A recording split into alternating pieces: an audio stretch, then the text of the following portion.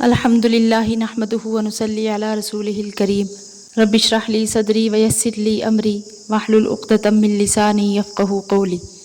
ان آیتوں میں عام انسانوں کے جان و مال کی حفاظت اور ان میں ہر ناجائز تصرف کرنے کی ممانعت کا بیان ہے،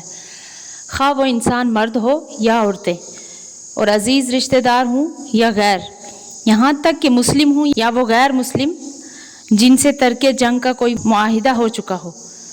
اسی کے بارے میں ان آیتوں میں ذکر ہے۔ اعوذ باللہ من الشیطان الرجیم، بسم اللہ الرحمن الرحیم۔ یا ایہا الذین آمنوا، اے ایمان والو، لا تأکلوا اموالکم بینکم، کہ نہ کھاؤ مال ایک دوسرے کے آپس میں بالباطل، نہ حق، الا ان تکون تجارتا عن تراض منکم، مگر یہ کہ تجارت ہو آپس کی خوشی سے۔ تو آیت کے الفاظ میں اموالکم بینکم کا لفظ آیا ہے جس کے معنی ہے اپنے مال آپس میں۔ تو اس بات میں سب مفسرین کا اتفاق ہے کہ کوئی شخص دوسرے کا مال ناجائز طریقے پر نہ کھائے، اور بعض نے فرمایا ہے کہ اس کے مفہوم میں یہ بھی داخل ہے کہ کوئی اپنا ہی مال ناجائز طور پر کھائے، مثلا ایسے کاموں میں خرچ کرے جو شرعاً گناہ یا فضول خرچی میں داخل ہو، اور وہ بھی اس آیت کی روح سے ممنوع اور ناجائز ہے۔ تو آیت میں جو لا تأکلوا کا لفظ آیا ہے جس کے معنی ہے مت کھاؤ، مطلب یہ ہے کہ کسی دوسرے کے مال میں ناحق طور پر کسی قسم کا تصرف نہ کرو، خواہ کھانے پینے کا ہو یا اسے استعمال کرنے کا ہو۔ تو اس میں چوری، ڈاکہ، چھینا ہوا مال اور خیانت، رشوت، سود، تمام معاملات فاسدہ اس میں داخل ہیں۔ تو دوسرے جملہ میں جائز طریقوں کو حرمت سے مستثنیٰ کرنے کے لیے ارشاد فرمایا الا ان تکون تجارتا عن تراض منکم، یعنی دوسروں کا وہ مال حرام نہیں جو بذریعہ تجارت باہمی رضامندی سے حاصل کیا گیا ہو۔ دوسرے کا مال حاصل کرنے کی جائز صورتیں اور بھی بہت ساری ہیں۔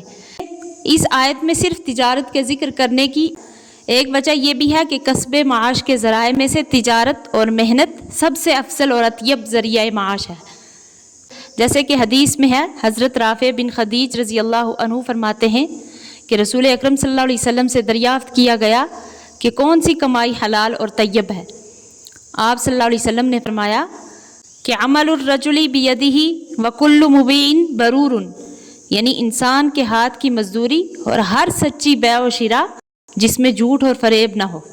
جیسے کہ دوسری حدیث میں ہے، حضرت ابو سعید خدری رضی اللہ عنہ فرماتے ہیں کہ رسول اللہ صلی اللہ علیہ وسلم نے فرمایا کہ سچا تاجر جو امانت دار ہو وہ انبیاء اور صدیقین اور شہداء کے ساتھ ہوگا۔ اور اس جملے میں تجارت کے ساتھ عن تراض منکم فرمایا، یعنی آپس کی رضامندی ہو۔ مثلا کوئی ضرورت کی چیز ہے جس کو ایک شخص سب طرف سے سمیٹ کر وہ اس کو بیچتا ہے اور پھر اس کی قیمت میں اضافہ کر کے اس کو بیچے،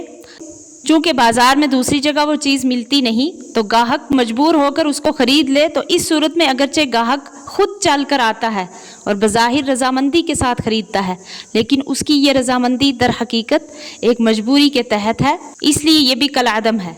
اسی طرح کوئی شوہر اپنی بیوی کے ساتھ معاشرت کی ایسی صورتیں پیدا کر دے کہ وہ اپنا مہر معاف کرنے پر مجبور ہو جائے، تو اگرچہ معافی کے وقت وہ اپنی رضامندی کا اظہار کرتی ہے لیکن حقیقت میں رضامندی نہیں ہوتی۔ اور آگے فرمایا وَلَا تَقْتُلُوا أَنفُسَكُمْ، اور نہ خون کرو آپس میں، إِنَّ اللَّهَ كَانَ بِكُمْ رَحِيمًا، بے شک اللہ تم پر مہربان ہے۔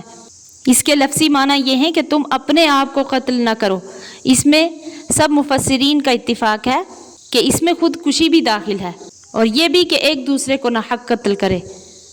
اس کے بعد دوسری آیت میں ارشاد ہے وَمَن يَفْعَلْ ذَلِكَ عُدْوَانًا وَظُلْمًا فَسَوْفَ نُصْلِيهِ نَارًا، اور جو کوئی یہ کام کرے دشمنی سے اور ظلم سے تو ہم اس کو عنقریب ڈالیں گے آگ میں۔ وَكَانَ ذَلِكَ عَلَى اللَّهِ يَسِيرًا، اور یہ اللہ پر آسان ہے۔ یعنی قرآنی ہدایات کے باوجود اگر کوئی شخص اس کی خلاف ورزی کرے اور جان بوجھ کر تعدی اور ظلم کی راہ سے کسی کا مال ناحق لے لے یا کسی کو ناحق قتل کر دے تو ہم عنقریب اس کو جہنم میں داخل کریں گے۔ تو یہاں تعدی اور ظلم کی قید سے معلوم ہوا کہ اگر کسی کو بھولے سے یا غلطی سے ایسا ہو گیا تو وہ اس وعید میں داخل نہیں ہے۔ اللہ تعالیٰ صحیح سمجھنے کی توفیق عطا فرمائے، آمین۔